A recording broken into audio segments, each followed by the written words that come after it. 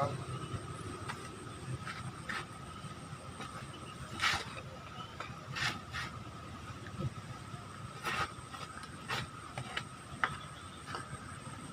Assalamualaikum warahmatullahi wabarakatuh.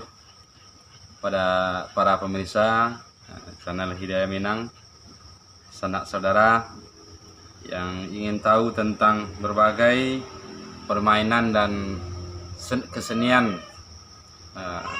dalam kebudayaan Minangkabau, banyak permainan yang belum dipublikasi, sehingga banyak generasi muda yang tidak lagi mengenal berbagai jenis senjata di Minangkabau. Seperti kemarin video yang saya upload tentang pisau sirawi, sehingga banyak yang bertanya tentang bagaimana bentuknya segala macam. Juga ada yang mengatakan, saya juga pernah mendengar sejarah atau cerita tentang pisau sirawi. Kemudian ada juga pendapat yang mengatakan, komentar yang mengatakan ini adalah senjata yang biasa dimainkan oleh para praktisi silek atau pelaku silek dari aliran silek Langkatigo dan lain sebagainya. Jadi oleh karena itu perlu kita angkat kembali berbagai keunikan, berbagai teknik maupun senjata yang digunakan di dalam silek Minang. Jadi akhir-akhir ini karena jarang dijumpai permainan-permainan berbagai jenis senjata di dalam pertunjukan silek Minangkabau, di mana akhir-akhir ini hanya sering yang dimainkan jenis senjata kukualang atau pisau rambau atau pisau kurambik. Jadi yang sering dimainkan akhir-akhir ini hanya dua jenis senjata itu. Sementara di dalam silek sangat banyak jenis senjata yang jarang dipublikasi, sehingga banyak dari generasi muda yang tidak mengetahuinya lagi. Jadi ini adalah jenis senjata yang cukup unik. Jenisnya berbentuk tombak. Jadi kalau ini masih gagangnya masih belum sempurna atau tangkainya belum sempurna. Jadi nanti matanya masuk sampai ke sini. Jadi cukup panjang, sebab jenis senjata ini adalah jenis senjata tusuk yang dimana sering didengar cerita tentang diruduh jo galah lambiang. Jadi cerita-cerita seperti itu banyak yang masih diceritakan oleh tokoh-tokoh di Minangkabau, khususnya yang bergerak di bidang seni dan budaya. Jadi jenis senjata apakah ini? Jadi secara umum bentuknya persis seperti tombak. Jadi di sini pangkalnya ada berapa lubang. Jadi ini sudah masuk ke dalam. Jadi ada dua lubang di dalam dengan fungsinya tertentu. Kemudian biasanya ketika dipasangkan ke tangkainya, maka biasanya terbenam sampai di sini. Sebab senjata ini adalah senjata tusuk yang bersifat jauh. Jadi bersifat panjang seperti itu. Rata-rata ulunya lebih dari tangkainya lebih dari 1 meter. Jadi total panjang dari senjata ini biasanya sampai 1,5 meter. Jadi tergantung orang yang menggunakannya. Jadi apa nama senjata ini? Jadi bentuknya persis seperti tombak, tapi di Minangkabau dia memiliki nama tersendiri yang biasa dikenal dengan nama galah. Jadi ini adalah sejenis senjata tusuk yang dimainkan dengan permainan teknik silek yang di akhir-akhir tahun 70-an masih terlihat ada yang memainkannya.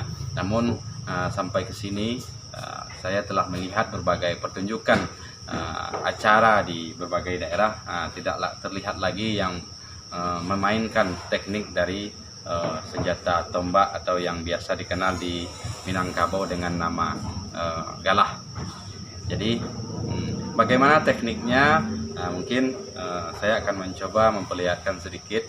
Mungkin di lain kesempatan kita akan mencoba beberapa teknik permainan dari galah atau permainan tombak di Minangkabau.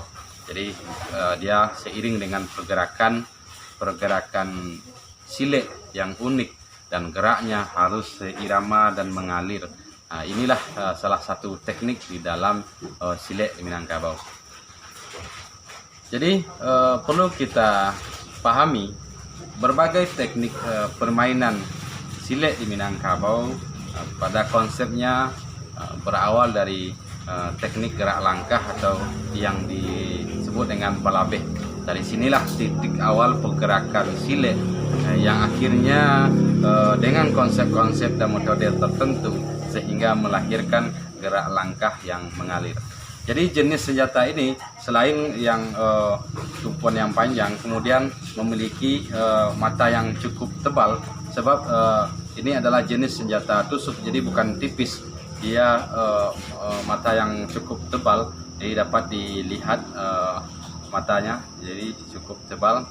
Jadi di sisi tengahnya ada sejenis batang, kemudian kedua sisi matanya atas dan bawah juga cukup tajam. Sementara ujung yang runcing juga dilengkapi dengan sisi tengah yang tebal. Jadi inilah salah satu jenis senjata yang dimainkan di dalam atau yang melengkapi berbagai teknik permainan silet di Minangkabau. Jadi kita bagi informasi ini mudah-mudahan bermanfaat bagi generasi muda yang ingin tahu lebih dalam tentang berbagai teknik dan permainan silet Minangkabau. Jadi kebanyakan ada dari generasi muda yang cukup kaget mendengar berbagai senjata, baik itu tongkat, pedang, segala macam. Jadi banyak jenis senjata yang dimainkan dan melengkapi teknik-teknik silet di Minangkabau. Namun akhir-akhir ini sejak dari tahun 70-an, jadi permainan-permainan berbagai jenis senjata ini jarang yang dimainkan. Jadi sekarang agar informasi ini dapat diwarisi, terutama bagi generasi Minang yang ingin tahu lebih dalam tentang berbagai teknik dan permainan senjata di Minangkabau, maka kita perlu mengangkat dan mempublikasikan agar warisan budaya kita tidak hilang begitu saja. Jadi ini adalah salah satu senjatanya yang bernama galah. Jadi bentuknya mirip tombak. Jadi yang membedakannya adalah mata yang cukup panjang dengan sisi yang ke belakang lebih mengucut, kemudian ke depan agak melebar dengan ujung yang runcing, dan sementara sisi tengahnya tebal. Jadi senjata ini cukup, dan masih sering ada masyarakat yang suka membawanya untuk berburu babi. Jadi ada beberapa orang yang kalau ada babi yang merusak tanaman, biasanya ada orang-orang yang suka berburu babi untuk memakainya, masih terlihat saat-saat ini, akhir-akhir ini juga saya masih sering melihatnya yang membawa jenis senjata ini. Jadi ini adalah senjata galah yang sering dimainkan di dalam berbagai teknik. Jadi mudah-mudahan informasi ini bermanfaat. Semoga generasi muda, khususnya generasi Minangkabau, mendalami dan mengetahui lebih banyak tentang berbagai hal di Minangkabau, sebab Minangkabau menyimpan berbagai isyarat dan hikmah penuh dengan petatah petitih sebagai pedoman di dalam kehidupan. Dalam pembuatan senjata pun sendiri banyak petatah petitihnya yang harus dipahami dan diketahui, termasuk di dalam permainannya. Jadi jangan hanya terfokus nantinya kepada permainan senjatanya, tapi berbagai konsep-konsep petata petitih maupun filsafatnya yang tersimpan di dalamnya. Jadi sebagaimana yang masih banyak yang menggunakannya filsafat-filsafat Minangkabau sebagai pedoman dan arahan menata hidup yang lebih baik. Demikian, mudah-mudahan penyampaian sekilas ini bermanfaat. Assalamualaikum warahmatullahi wabarakatuh.